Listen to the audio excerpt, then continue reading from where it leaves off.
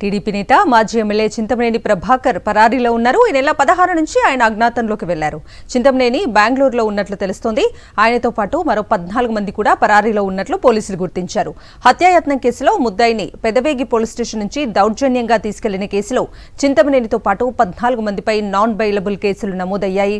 దీంతో వారిని పట్టుకునేందుకు 6 సీఐల నేతృత్వంలో స్పెషల్ టీంలను ఏర్పాటు చేశారు. అటు చింతమనేని దౌర్జన్యం చేసి తీసుకెళ్లిన ముద్దాయి రాజశేఖర్ ను పోలీసులు అరెస్ట్ చేశారు. అతనికి 14 రోజుల రిమాండ్ విధించింది కోర్టు. ఇక చింతమనేని పరారీకి సంబంధించి మరింత సమాచారం మా ప్రతినిధి పోతురాజు అందిస్తారు. రాజు,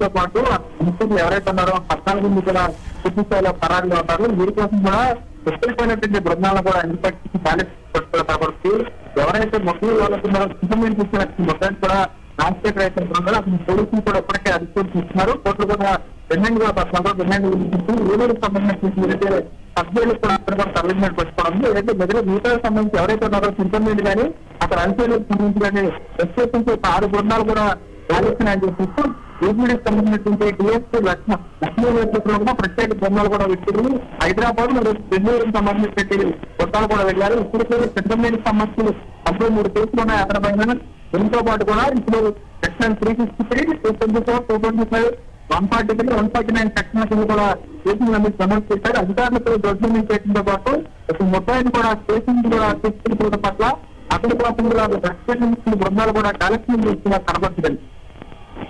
రైట్ పోతురాజు, థ్యాంక్ యూ.